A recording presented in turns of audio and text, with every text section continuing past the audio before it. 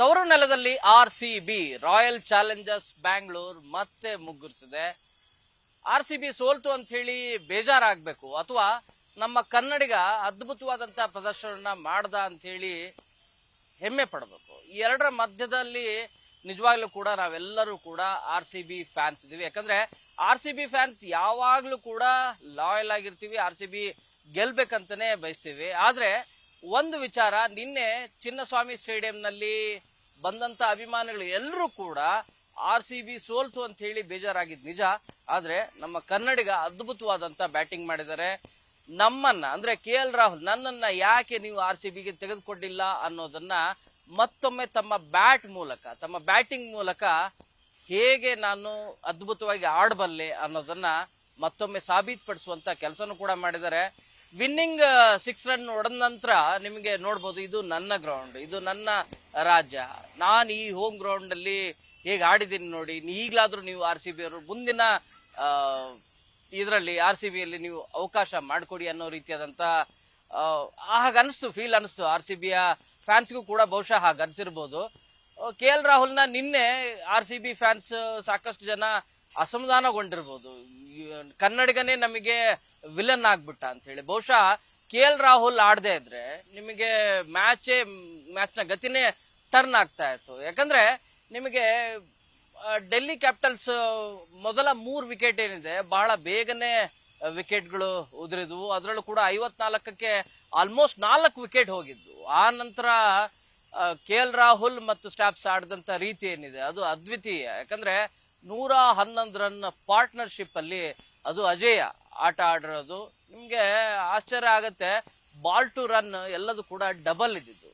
KL Rahul innings ಹೇಗಂದ್ರೆ one side match ಅನ್ನೋ ರೀತಿಯಾಗಿ ಪರಿಗಣನೆ ಮಾಡೋ ರೀತಿಯಾಗಿ ಆಟ ಆಡಿದ್ರು. ಕೇವಲ 53 ಬಾಲ್ಗೆ ರನ್ ಹೊಡೆದಿರೋದು 93, ಅದು ನಾಟ್ ಔಟ್. ಈ ರೀತಿಯಾದಂತ ಅಮೋಘ ಪ್ರದರ್ಶನ ನಿಜವಾಗ್ಲೂ ಕೂಡ ಬರುತ್ತಾ ಅಂತೇಳಿ ಎಲ್ಲರೂ ಕೂಡ ನಿರೀಕ್ಷೆ ಮಾಡಿದ್ದಿಲ್ಲ.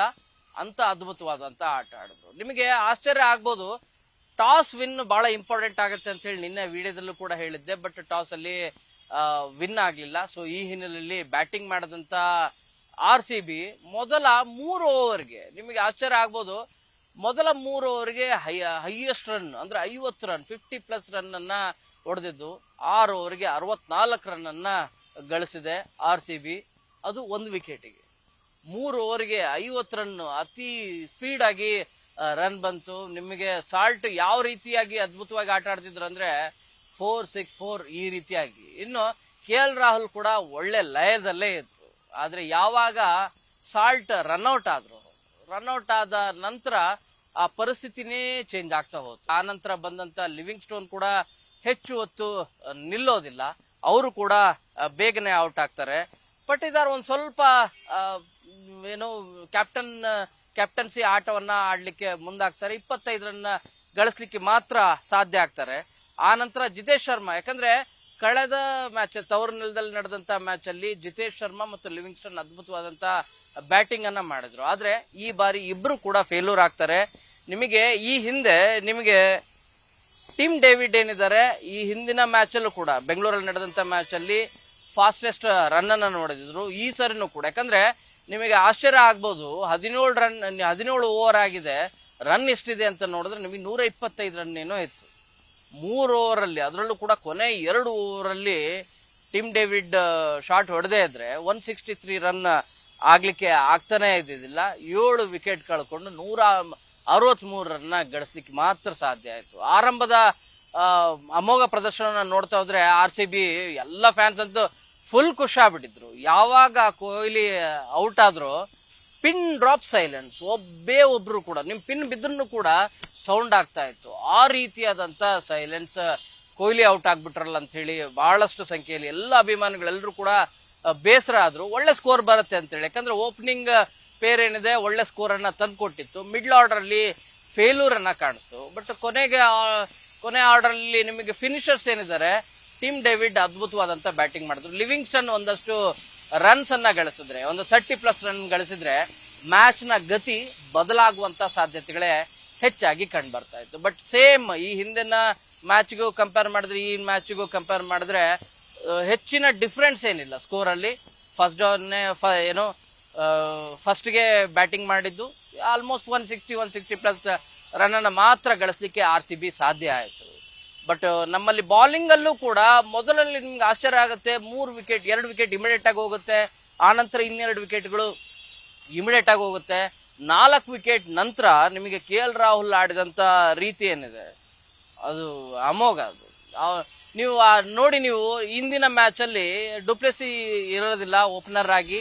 ಸೊ ಅವರು ನಿಮಗೆ ಬರೋದೇನಂತಂದ್ರೆ 3ನೇ ಬ್ಯಾಟ್ಸ್ಮನ್ ಆಗಿ ಥರ್ಡ್ ಡೌನ್ಗೆ ಆಗಮಿಸಿ ಆಡಿದಂತ ರೀತಿ ಏನಿದೆ ಅದು ಅದ್ಭುತ.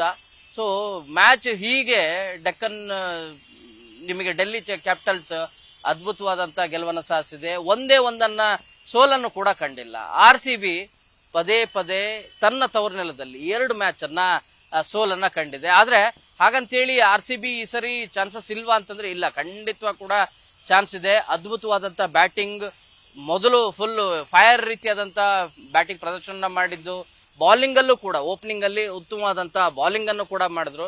ಇವೆಲ್ಲ ನೋಡ್ತಾ ಹೋದ್ರೆ RCB ಏನ್ ತುಂಬಾ ಕಳಪೆ ರೀತಿಯಾದಂತ ಬ್ಯಾಟಿಂಗ್ ಮಾಡ್ತು ಬೌಲಿಂಗ್ ಮಾಡ್ತು ಅಂತಲ್ಲ, ಬಟ್ ಕನ್ಸಿಸ್ಟೆನ್ಸಿ ಎಲ್ಲರ ಕಡೆ ಕೂಡ ಬೇಕಾಗುತ್ತೆ. ಆಲ್ರೌಂಡ್ ಪ್ರದರ್ಶನ ಆಗ್ಬೇಕಾಗತ್ತೆ. ಆ ಆಲ್ರೌಂಡರ್ ಪ್ರದರ್ಶನ ಸಿಗದೇ ಇರೋ ಕಾರಣಕ್ಕಾಗಿ ಕೊಹ್ಲಿ ಫೇಲ್ಯೂರ್ ಕೂಡ ತುಂಬಾನೇ ಇಂಪಾರ್ಟೆಂಟ್ ಆಗುತ್ತೆ. ಈ ಹಿನ್ನೆಲೆಯಲ್ಲಿ ಬೆಂಗಳೂರಿನ ಚಿನ್ನಸ್ವಾಮಿ ಕ್ರೀಡಾಂಗಣದಲ್ಲಿ RCB ಸೋಲ್ಬೇಕಾಯ್ತು. ಬಟ್ ಈ ಹಿಂದೆ ಚೆನ್ನೈ ವಿರುದ್ಧ, ಮುಂಬೈ ಇಂಡಿಯನ್ಸ್ ವಿರುದ್ಧ RCB ಗೆದ್ದಂತ ರೀತಿ ಏನಿದೆ ಅದು RCB ಅಭಿಮಾನಿಗಳು ಮಾತ್ರ ಅಲ್ಲ, ಇಡೀ ಕ್ರಿಕೆಟ್ನ ಎಲ್ಲ ಅಭಿಮಾನಿಗಳೇನಿದ್ದಾರೆ ಎಲ್ಲರಿಗೂ ಕೂಡ ನಿಬ್ಬೆರಗಾಗುವ ರೀತಿಯಾಗಿ ಆಲ್ರೌಂಡ್ ಪ್ರದರ್ಶನ ಮಾಡಿದೆ. ಮುಂದಿನ ಮ್ಯಾಚ್ಗಳಲ್ಲೂ ಕೂಡ RCB ಅಫ್ಕೋರ್ಸ್ ಅದ್ಭುತವಾದಂತ ಪ್ರದರ್ಶನ ಮಾಡುತ್ತೆ. ಮತ್ತೆ ಬ್ಯಾಕ್ ಟು ಫಾರ್ಮ್ ಎಲ್ಲರೂ ಕೂಡ ಬಂದು ಆಟ ಆಡ್ತಾರೆ. ಆ ಮೂಲಕ RCB ಮತ್ತೆ ಈ ಸಾರಿ ಕಪ್ ನಮ್ದೇ ಅಂತೇಳಿ ಪ್ರತಿ ಸಾರಿ ಹೇಳ್ತಾ ಇದ್ರಲ್ಲ, ಇಲ್ಲ ಈ ಸಾರಿನೇ ಕಪ್ ನಮ್ದೇ ಅನ್ನೋದನ್ನ ಆಗೋ ರೀತಿಯಾಗಿ ಪ್ರದರ್ಶನ ಮಾಡ್ತಾರೆ ಅಂತೇಳಿ ನಿರೀಕ್ಷೆ ಇಟ್ಕೊಂಡಿದೀವಿ. ಆ ಆಶಾಭಾವನೆ ಕಳೆದ 18 ವರ್ಷದಿಂದನೂ ಕೂಡ ಇರೋದು, ಈಗಲೂ ಕೂಡ ಹಾಗೆ ಮುಂದುವರಿಯುತ್ತೆ. ಕ್ಯಾಮರಾ ಪರ್ಸನ್ ವೆಂಕಟೇಶ್ವರ ಜೊತೆ ಶರಣು ಹಂಪಿ, ನ್ಯೂಸ್ 18.